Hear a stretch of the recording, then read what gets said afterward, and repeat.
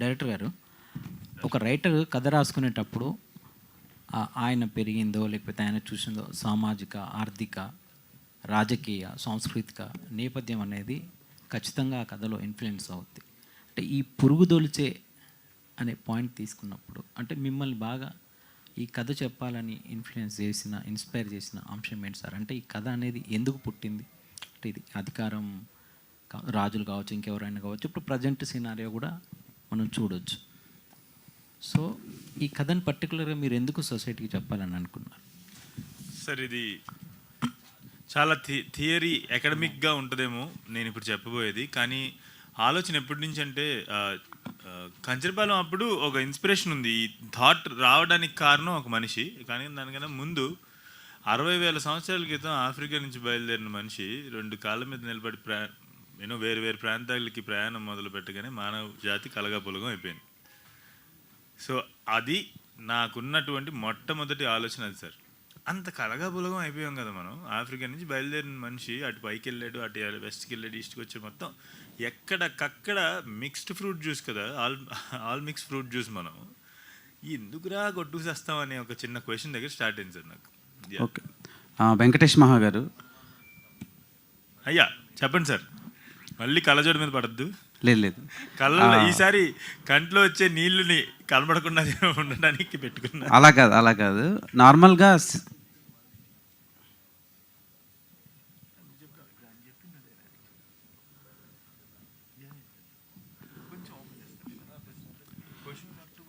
ఏదన్నా చిన్న movie open చేద్దామా, చిన్న పాయింట్ అస్సలు ఏం చెప్పలే కదా నేను మహాకి నేను అంటున్నా. నార్మల్గా ఈ సినిమా అనుమానం మీద ఆర్ఎల్స్ కాస్ట్యూమ్స్ గురించి రకరకాలుగా అందరూ మాట్లాడుకున్నారు. పర్సనల్గా నాకు నచ్చింది ఒక డాక్టర్ అండ్ పేషెంట్ మధ్యలో బాండింగ్ ఏదైతే ఉందో ఒక డైలాగ్తో నేను లాక్ అయ్యా. డైలాగ్ కాల్డ్ నిజాలు చెప్పి సతమతపరిచే బదులు అబద్ధాలు చెప్పి కితకితలు పెట్టడం మంచిది అని ఒక డైలాగ్ ఉందండి. ఆ డైలాగ్తో అదొక యూనివర్సల్ పాయింట్, వరల్డ్ ఆడియన్స్ మొత్తం కనెక్ట్ అయ్యే డైలాగ్ అది. సో ఆ పర్టికులర్ డైలాగ్ ఎలా సార్ మీకు వచ్చింది అండ్ మీ లైఫ్లోంచి ఏమైనా ఇన్స్పైర్ అయ్యారా? తప్పకుండా. అంటే ఇది సినీ జీవితంలో ఇప్పుడు నేను చాలా చెప్పాను కదా, చాలా యంగ్ ఏజ్లో వచ్చాను 17 ఇయర్స్కి. కానీ నేను ఆనెస్ట్ అంటే నాకు మా అమ్మ నేర్పించింది. మా అమ్మని తిడుతుంటా, నువ్వేమో ఇట్లా పెంచావు, అక్కడేం పని చేయట్లేదు బయటికి వెళ్ళి అని చెప్పి తిడుతుంటా. I just don't know how. Cinema camera ముందు బాగా యాక్ట్ చేస్తా కావాలంటే, కానీ నిజ జీవితంలో యాక్ట్ చేయలేను నేను. సో ఆ నిజాలు చెప్తూ లేదంటే నాకు అనిపించింది వ్యక్తపరచడం వల్ల వచ్చేటువంటి సమస్యలు ఎదుర్కొన్నప్పుడు నేర్చుకున్నటువంటి విషయం అనమాట అది. నిజాలు చెప్పి సతమత పెట్టడం కన్నా అబద్ధం చెప్పి కితకిత పెట్టడం మంచిదని చెప్పి. సో ఇప్పుడు నేను మిమ్మల్ని అదే అప్రిషియేట్ చేయలేను అలా అని నెగిటివ్ కూడా మాట్లాడలేను, ఎందుకంటే మాకు ఎలాంటి ఎక్స్పెరిమెంటల్ రావు అలా చేస్తే నేను. సో అండ్ కమింగ్ టు సత్య గారు, జన్మదిన శుభాకాంక్షలు సత్యదేవ్ గారు. థ్యాంక్ యూ దేవ్ గారు. సో చాలా ఎక్సైటెడ్గా ఉన్నారు. సినిమా చాలా రకాలుగా టాక్ నడుస్తుంది కదా, ఎలా అనిపిస్తుంది sir?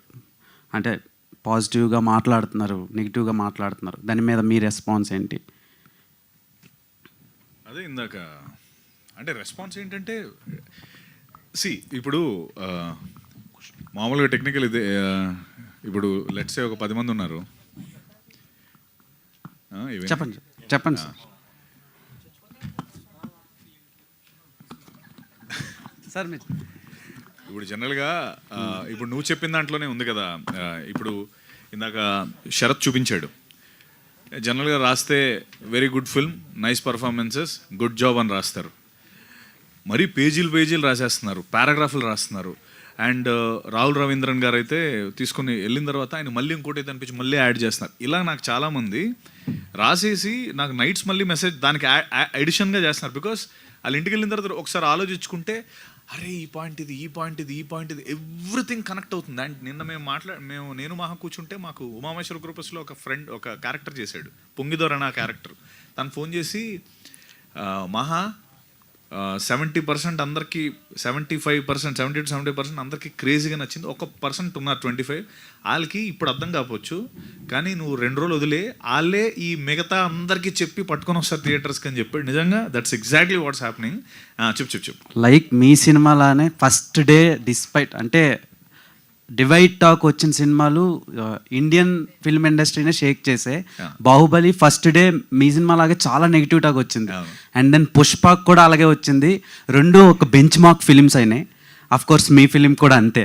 Thank you so much. Thank you. So మాకు అంత నెగిటివ్ రాలేదు, but will take that appreciation.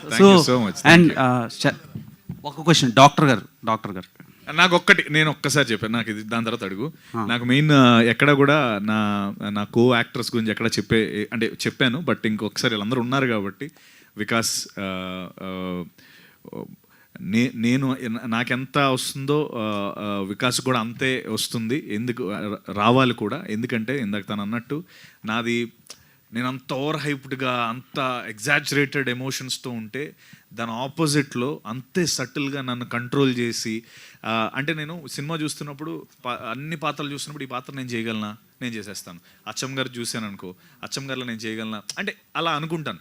But నిజంగా నేను వికాస్ది చూసినప్పుడు ఐ థింక్ నేను వికాస్ది చేయలేనేమో అని అనిపించింది. అంత సటిల్గా అంత బ్యూటిఫుల్ నువాన్సెస్తో నాకు ఫస్ట్ నుంచి కూడా ఆ వాయిస్ అండ్ అందరూ యాక్టర్స్ కూడా ఇది సింక్ సౌండ్. ఇది డబ్బింగ్ ఎవరూ చెప్పలేదు. అంటే మేము మాట్లాడిన ఓల్డ్ వాయిస్ ప్రాక్టీస్ చేస్తే వచ్చిన వాయిసెస్ అవన్నీ. So Vikas thank you for being such a wonderful co star. And అలాగే దీప గురించి నేను చాలాసార్లు చెప్పాను. ఇందాక మహా అన్న బ్యూటిఫుల్ సీన్ ఏదైతుందో మీరు సినిమాలో చూడండి. ఆ సీన్ అయితే టెరిఫిక్ సీన్. అంటే లేడీస్ అందరూ లిటరలీ లేడీస్ అని కాదు, ఎవరైనా థియేటర్లో అందరికీ కంటి తడి పెట్టే scene. And that's because of Deepa. Achamma garu మీ పేరు చెప్తేనే అందరూ గొల్లు పెడుతున్నారంటే మీరు ఏం చేశారో మీరు ఇలా అంటున్నప్పుడు కూడా వీళ్ళు పియానో సౌండ్ వేసారు. థియేటర్ ఎరప్ట్ అవుతుంది. అచ్చమ్మ గారు వండర్ఫుల్. కిరణ్ నువ్వు సూపర్ రాబాయ్. నువ్వు ఇక్కడికి వచ్చి అందరూ బాగా చూసుకున్నారని చెప్పి మా మీద ఏమీ రాకుండా చెప్పావు. Thank you. అయిపోయింది రాబాయ్, అయిపోయింది. 1 సెకండ్. అండ్ ఇంకా అలాగే ప్రణయ్ కూడా అద్భుతంగా చేశాడు. యాక్టర్స్ ఆనంద్ భారతి గారు wonderful performances. Go head. Last but not the least Vikas గారు సత్యదేవ్ గారితో ఈక్వల్గా మీ రోల్ కనిపించింది. అంటే ఇన్ఫ్యాక్ట్ హీరోయిన్తో కెమిస్ట్రీ కంటే మీ క్యారెక్టర్తో డాక్టర్ క్యారెక్టర్తో కెమిస్ట్రీయే ఎక్కువ డ్యూరేషన్ అనిపించింది అండ్ ఎక్కడ బోర్ అనిపించలేదు. సో ఎలా సార్ ప్రిపరేషన్ ఎలా అయింది, దీని వెనకతల ఏం చెప్దాం అనుకుంటున్నారు? ఆడియన్స్ నుంచి ఎప్రిషియేషన్ కూడా మీ క్యారెక్టర్కి బాగా వస్తుంది. థ్యాంక్ యూ టు మా గారు. వీ హ్యాడ్ ఇంటెన్సివ్ వర్క్షాప్స్ అండి. బిఫోర్ షూటే మాకు మా గారు క్లియర్గా తనకి ఏం కావాలనేది క్లియర్గా చెప్పేశారు ప్రతి యాక్టర్కి. ప్రతి యాక్టర్ ఎలా చేయాలి అనేది he already had an imagination. Okay, so that made our works very easy. Before shoot we are already prepared. దాని తర్వాత జస్ట్ షూట్కి వెళ్ళి వి జస్ట్ హ్యాడ్ టు నాకు